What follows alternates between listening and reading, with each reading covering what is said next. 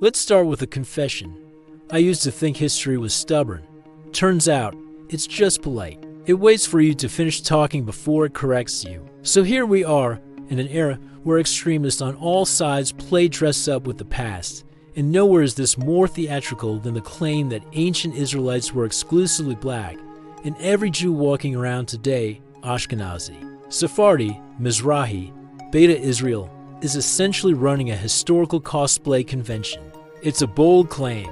It's also a collapsing one. Let's be clear about what we're doing here.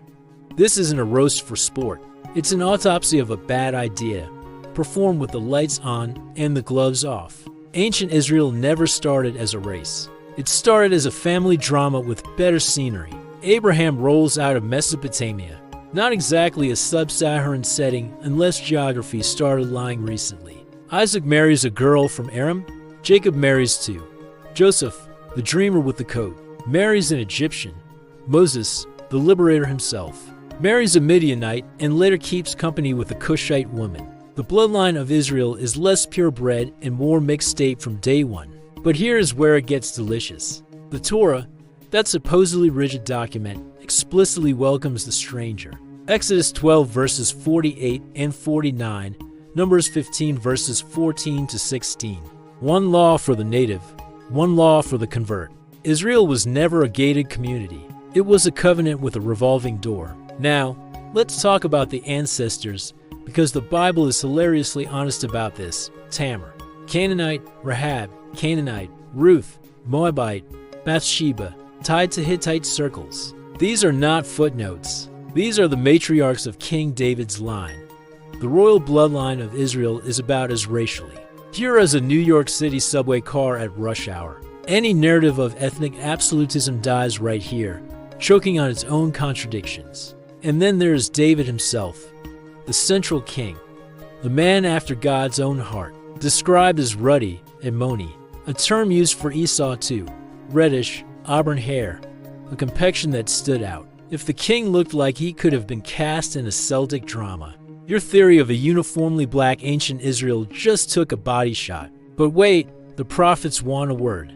Amos 9 verse 9 says God will sift Israel among all nations. Hosea 8 verse 8 puts them among the nations like a vessel nobody wants. Jeremiah 3 verse 18 and chapter 16 verse 15 describe a return from the north. Isaiah 49 verse 12 mentions the north, the west, the isles afar off, Cyprus, Crete, Greece, Mediterranean coastlands, Western Europe. The prophetic map points toward the Mediterranean and Europe, not a one-way ticket to West Africa. Here's where the narrative really unravels. The Assyrian exile, 720 to BCE, relocated Israelites to Hala, Habor, Gozan, the cities of the Medes. Modern geography calls that Syria, Turkey, Iran.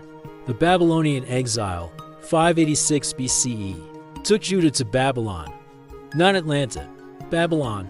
The verbs are scattered, sifted, driven, not shipped, sold, chained, and Deuteronomy 20 for verse 7 calls selling an Israelite a capital crime.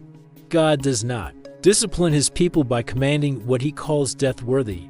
The timeline does not cooperate. Either Assyrian exile, Babylonian exile, Roman dispersion, then a 1,600-year nap before the transatlantic slave trade begins.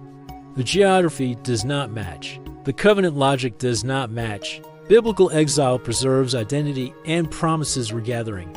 The slave trade erased lineages and broke families. One is prophecy, the other is atrocity.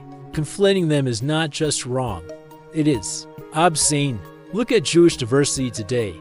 Mizrahi from Iraq, Iran, Yemen, Sephardi from Spain, Portugal, North Africa, Ashkenazi from Central and Eastern Europe, Beta Israel from Ethiopia, Cochin Jews from India. Genetic studies show shared Middle Eastern paternal lines and mixed maternal lines, exactly what happens when a people scatter, intermarry, and convert per Torah law. This is not proof of fraud, it is proof of prophecy fulfilled. So, here is the verdict. Israel was never a color. It was a covenant. It was never a race. It was a promise. The extremists pushing racial absolutism are not just ignoring history. They're ignoring the very scriptures they claim to champion. They miss the mixed ancestry, the ruddy king, the prophetic geography, the actual exile locations, the Torah law, the covenant logic, and the genetic evidence. Truth is not partisan. It is procedural. And the procedure here is simple. Read the text, follow the geography, accept the science, stop trying to squeeze the infinite into your limited ideological box. This is not a conclusion. It is a continuation.